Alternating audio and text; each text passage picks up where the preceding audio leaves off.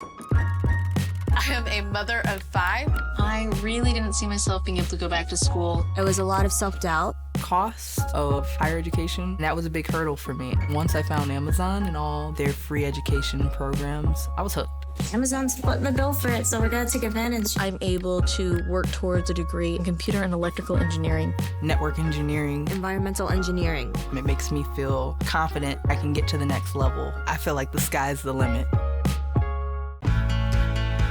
At BECU, we know that it's people who make all the difference. Because we're not for profit, our most important stakeholders aren't power brokers. They're everyday people, people like you. It's our members who make money meaningful, so we focus on helping them thrive. It's the art student bringing beauty to his community that makes a college loan matter. It's the mother building her family's foundation that makes a mortgage matter. It's people that make BECU matter. People like you.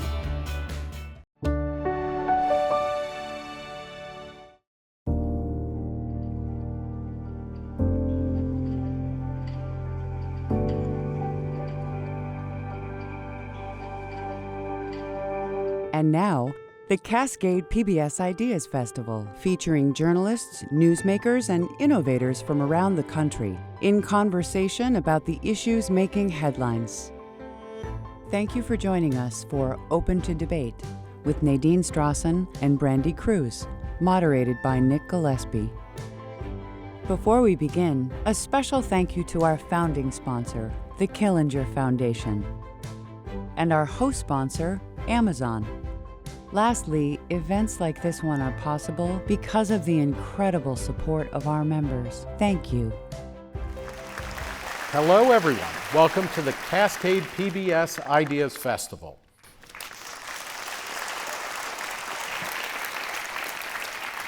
I'm Nick Gillespie, guest moderator for Open to Debate, the nation's only nonpartisan debate organization. Usually we run Oxford-style debates, but instead we're going to have a debatey conversation today about something making headlines that's important to all of us, free speech. Specifically, free speech in the age of the second Trump presidency. The Trump administration has threatened social media companies, sued news networks, universities, and placed restrictions on press access to White House events.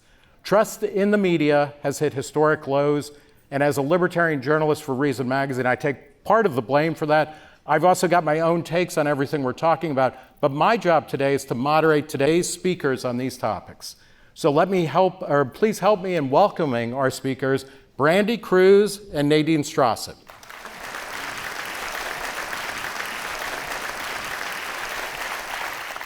Brandi Kruse is an Emmy Award-winning journalist and political commentator who now hosts her independent show, Undivided. She frequently takes on the Fourth Estate on her program. And then Nadine Strossen, a senior fellow at the Foundation for Individual Rights and Expression. She was named one of America's 100 most influential lawyers by National Law Journal. She was national president of the American Civil Liberties Union, and she is the author of, among other books, Hate: Why We Should Resist It with Free Speech, and Free Speech: What Everyone Needs to Know.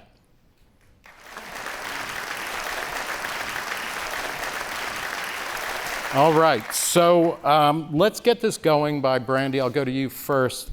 Give me, the overview. Is Donald Trump 2.0 good for free speech?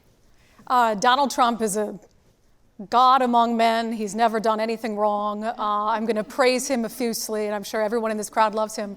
Donald Trump is better than Biden on free speech. Actually, as much as I'm totally out of my league with Nadine, it's an honor to be on stage with her. I'm very confident in that argument. I don't think there's any comparison. I think the era of the pandemic was the single most dangerous period for free speech in modern history in the United States of America. I'll defend that all day long. I don't think Trump is perfect on free speech. I think there's some things that we'll agree with that he's done that are problematic. Okay. Yes. Is it, I just want to point out, maybe it's the soft bigotry of low expectations. If you say Donald Trump is better than Joe Biden. 100%. Right? That is a Okay. low bar, yes. Nadine, is Trump good for free speech? Absolutely not. And I agree with Brandi that Biden was terrible on many free speech issues. And actually, that's been true for every president in my lifetime. But Donald Trump downhill from Washington on. is in a category unto himself. Very in quickly, terms of why? the breadth and depth of his attacks, using every possible instrument, from not only the jawboning that was Biden's main approach, but also civil lawsuits, invoking the power of every single executive agency, something like 20 different agencies, bringing defamation lawsuits, going after the institutions in civil society that traditionally have been mainstays in supporting free speech. Okay. Let's talk about Harvard and anti-Semitism at Harvard. Trump has gone hard after that. Is it good that the president is going to Harvard and saying you have to do these things this way or you lose your federal funding? Well, I think to a certain extent. I'm not going to agree with everything he's done on all of the college campuses. We've had some experiences here at the University of Washington that I think, honestly, a heavier hand could have been used. But that issue... What do you mean by a heavier hand? A heavier hand, well, certainly not by the president, but a heavier hand by the University of Washington officials. I think that their protection of free speech, what they call free speech, was actually protection of people who were there committing acts of violence and vandalism and making Jewish students feel unsafe. I think there's a big bright line between free speech and free Palestine and actual acts of intimidation and violence that make campus environments unsafe. When it comes to Donald Trump, what's happened on Harvard and what he's talked about with Chinese students, I disagree with that. I think it's too heavy-handed. But at the same time, these universities are allowing their campuses to become these breeding grounds for people who are violent activists, who are sowing division on campuses, who are making certain segments of the campus population, and so students Trump feel coming unsafe. in, if I may, then Trump coming in and saying this has to stop, that's a positive for free speech. I think some aspects of it, yes. I think that they need a slap in the face, and Trump... Literally or figuratively? Some of them, I think, deserve a slap in the face, but a figurative one, Nadine, over the years, you've been critical of places like Harvard for the way that they suppress speech. Is going after anti-Semitism on campuses at places like Harvard, is that good for the president to be doing that? Well, to use an old cliche, two wrongs don't make a right, and there's absolutely no doubt that universities have been overripe for reform that free speech organizations and advocates have been calling for, but that does not warrant the United States president coming in with all the enormous coercive power of the federal government and demanding that the university change every single aspect of its structure, from how it admits students, whom it admits, how it hires, what its curriculum is. That is the antithesis of academic freedom. Does it matter if it's a state school, a state-supported school versus a private school or not? Well, it matters in the sense that private universities have no obligation themselves to respect free speech under the Constitution, although most of them bind themselves voluntarily to do that. But in any case, we're talking about the United States government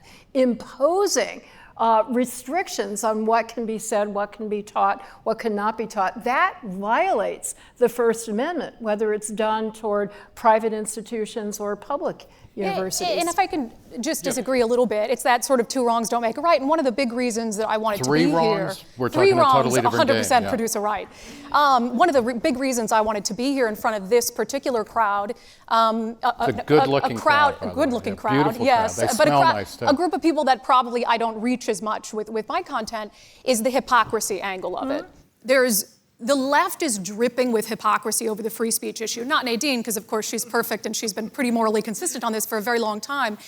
But if this were right-wing neo-Nazi extremists or students marching through the quad of Harvard or the University of Washington wearing hoods and saying, let's hang black people, I don't believe the left would be up in arms if a Democratic president came in and said, we're going to do X, Y, Z unless you take action here. So I think when it's an attack on free speech that threatens their ideas done by a politician who they disagree with politically, I feel like the left is far more eager to condemn it and to seek action against it. If the roles were reversed, I don't believe we would be seeing I think we're seeing, unfortunately, in my lifetime, I've seen hypocrisy constantly. Those of us who defend free speech say that for most people, they defend freedom of speech, for me, but not for thee. Yeah. And I find it absolutely mystifying to do debates in front of conservative and even some libertarian audiences who are cheering on the most intrusive federal government regulation of private institutions. Isn't that antithetical to traditional conservative principles? Do you feel like, thank you. Brandi, let me ask you, one of the first things Trump did was issue an executive order banning DEI, diversity, equity, and inclusion, in the federal government in places getting federal money. Is that a win for free speech? I don't think it has anything to do with free speech. Okay. DEI is a racist policy. DEI is rooted in racism. It is the antithesis of what this country was supposed to move toward after the civil rights era. DEI has to do with civil rights, federal laws, and no preferential hiring based on immutable characteristics. So I don't see an intersection there with the free speech argument. Okay. Now you could say, you could say, what about a private company that wants to engage in DEI, like a Target or a Costco, to use a Northwest reference. But at the same time, a Costco can't hire someone openly based on skin color or give them preferential treatment. They're still violating federal law. So DEI, to me, I don't see any nexus to free speech. Well, do you agree with that? Or Not because at part all. of the, part of what this does is it gets organizations, and particularly on a university setting, they change the way that they talk, and it allows the government to start saying, okay, well, what are you teaching? What books are you teaching? How are people talking about that? I mean, certainly any kind of discrimination is against the law. That's illegal conduct. But the problem with the anti-DEI executive orders is that they are so sweeping and so vague and so overbroad and explicitly target discussion and ideas, not simply discriminatory conduct. And so what we see is universities and other institutions, understandably because of the threat of penalty from the government, bending over backwards and eliminating whole words, phrases, courses, library books. We have U.S. military libraries all over the world having removed hundreds of books that refer to race or gender issues. That's emanating from That's Trump's because these orders are so overly broad and so vague. Let me put you on the defensive a little bit, Nadine, regarding Trump and these kinds of dictates. Harvard, to use Harvard as an example, they recently shifted to a policy of institutional neutrality. They lost the Supreme Court case where it turned out that they had been discriminating against Asian students and whatnot. Would they be moving as fast as they are to kind of at least say that they're open for free speech absent Donald Trump winning? If Kamala Harris had won, would they be like, we've done enough? Or so is Trump pushing Harvard more in a kind of that neutral direction that I think you actually it's hard to speculate on what might have happened. I will agree that I share a lot of the goals that are asserted by Donald Trump et al. In terms of free speech, promoting viewpoint neutrality and non-discrimination and fighting against anti-Semitism. But, the method is so totalitarian and so frightening that it is a method that could be used to impose exactly opposite goals. So that's why those of us who fight for civil liberties are often fighting for what seem to be rather abstract principles such as neutral, rule of law, due process. And the violation of that I find really scary. One of my colleagues, I think, put it very well when he said, some of us love universities and are urging them to reform. Others hate universities and are seeking to destroy them. And you would say Trump is in that latter I think camp. so, yes. Brandi? Just to clarify, so on the question on On the question on DEI. I'm not sure, by the way, if that means there's people here who want to destroy universities or not. Maybe. I think they do. I graduated, so it doesn't matter to me. On the DEI question, I think it's a good clarification to say my answer to DEI has to do with what I believe DEI actually is. Now, when you loop in all these other things like banning certain books and language, et cetera, I'm not going to agree on all of that, because to me, I'm looking specifically at the things that already violate federal law that have just been allowed for because, like, we got to do it to white people because, we did it to people who aren't white for so long, which I just think is absolutely an insane way to go about it. So there are a couple of the things that you mentioned there that I agree with. For instance, the birthing people. Do I think that's stupid? Yes. Do I think it's something that the Trump administration... You mean the term birthing people rather right, than instead say of women. a woman, Yeah. right? Do I think it's stupid? Yes. Do I think it's something the Trump administration needs to go to a university and meddle in and make them remove? No, I don't. Okay. Let's talk about the media, the legacy media. Brandi, if there's an institution that has a lower approval rating than Congress, it's legacy media. If you ask people, media, is the legacy media broken and unfixable? Irreparably. So I came from legacy media. I spent 10 years at the Fox affiliate in Seattle. Before that, I was at the CBS radio affiliate in Seattle, and I wanted to do that job. That's what I wanted to do since 6th grade. So I had a real soft spot for the job I was in. And during the pandemic, I started to realize how badly it was failing. If there were ever a time in American history, feel how you want about what the government was putting down and the dictates, but if there were ever a time in American history where the media had an obligation to ask hard questions, I think that was the period of time every level of government was exerting such a profound amount of influence over people's lives and livelihoods. Yet I saw so many of my colleagues just accept it. Like, we're just going to accept that, these huge things that are impacting people's lives profoundly. So that was the start of it, but their coverage of... in Trump's second term, among other things, he sued, and they're seeking to settle the case, Paramount and 60 Minutes over what he claimed was a poorly edited interview with Kamala Harris. He refused to interview with 60 Minutes. Is that kind of intervention, is that good for free speech to have the president say, it hurt my feelings, I had distress, even though I won the election, give me now $20 million? Yeah, he's a sensitive guy. I can acknowledge that, right? There's two types of TDS. One is the TDS that I think a lot of people in Seattle have, and then the other one is the TDS where Trump can do nothing wrong, which I think is just as bad. So I think that this is an overreaction from Donald Trump. However, when you look at it, it wasn't just as I know he had to say in the lawsuit, like my feelings were hurt.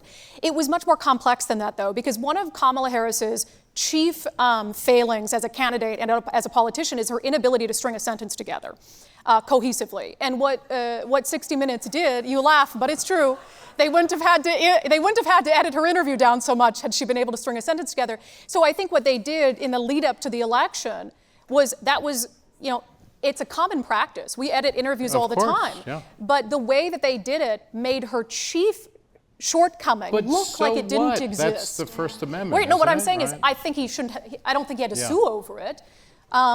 Complain about it, whatever it is, and I'm sure we'll get into the FCC and the distortion doctrine and all of that stuff. But I think it's enough to just try to point it out. I think the frustration with conservatives. But does it move free speech forward, or is it just you bring a knife, I bring a gun? I think the media has lost its desire to exercise free speech.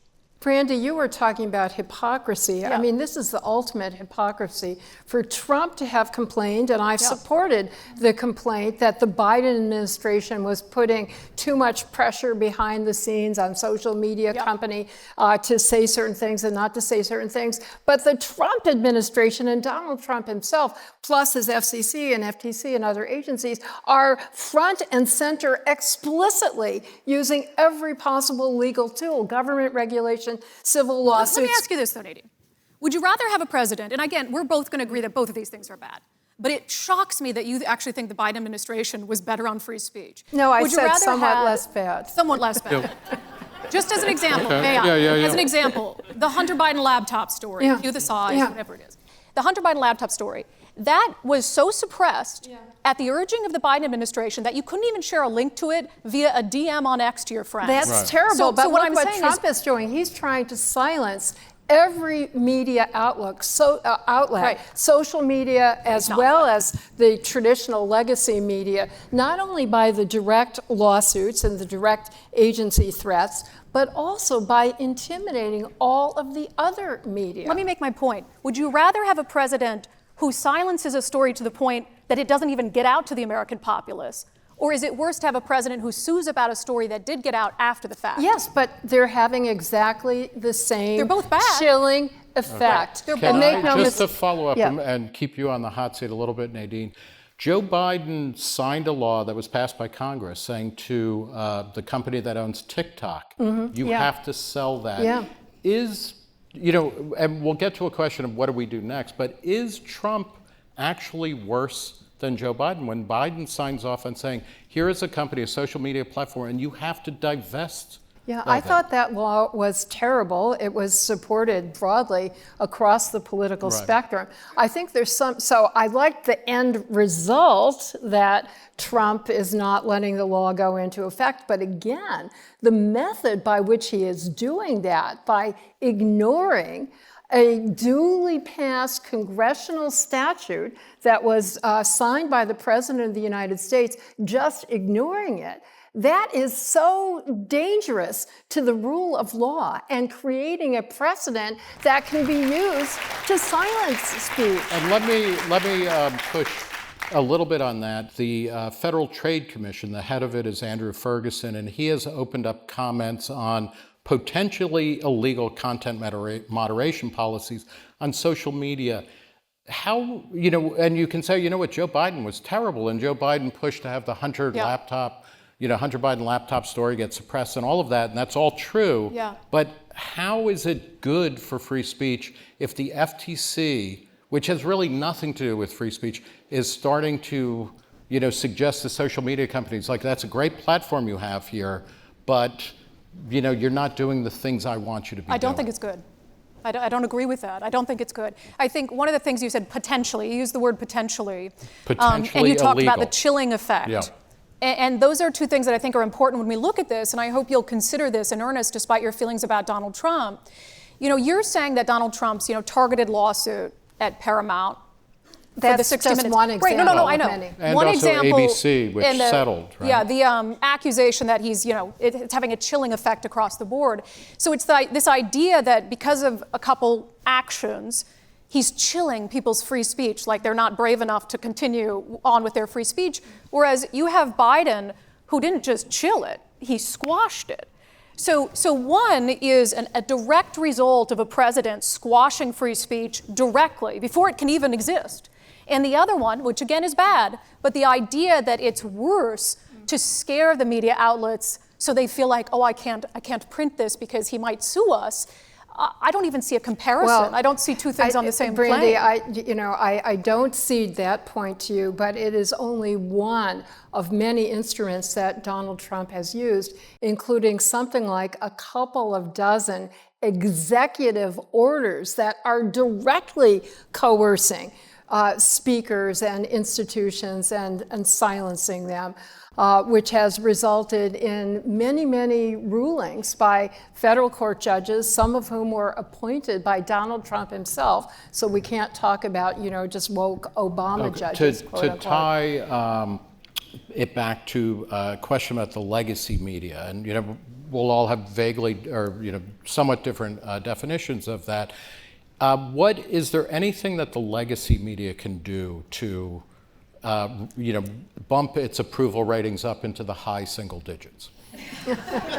Or what might they do, Brandi? Yeah, look, in its current form, I think it's irreparably broken. And I'll give an example of the very panel that we're having right now. And I'm so grateful that I've even been critical of Cascade PBS, and they invited me here. And I think that's very admirable because they want an actual dissenting opinion. Well, what was it that Lenin said about capitalists will sell you the rope to hang them? What? Maybe Cascade PBS they're letting you in the front keep your door. enemies closed. Nonprofits, whatever. But for instance, you'll get a tote bag. They'll give you the tote bag in which you'll stuff them, right? The absence of a similar panel during what I think was the worst period of free speech in our country about is Biden bad for free speech never would have existed. They never would have done it.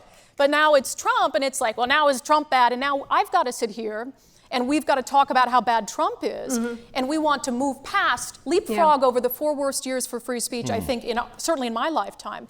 And I think it's a common tactic of the left. Let me just quickly make my point on this. January 6th, right? Horrible, embarrassing, awful. But that happened after 7 months of deadlier rioting, more widespread rioting, looting, murders, all of those things, and all of a sudden January 6th happened, and everybody's like, let's leapfrog over those 7 months. And if you're debating January 6th, don't dare bring up the summer of 2020 because, they'll be like, bring it back to here. So I think it's the same thing with Trump. So we want to leapfrog over Biden. No, but like I don't want to leapfrog over anything. Yeah, no, but all I'm saying, so there's really nothing the legacy media can do. Can I bring it to you, Nadine?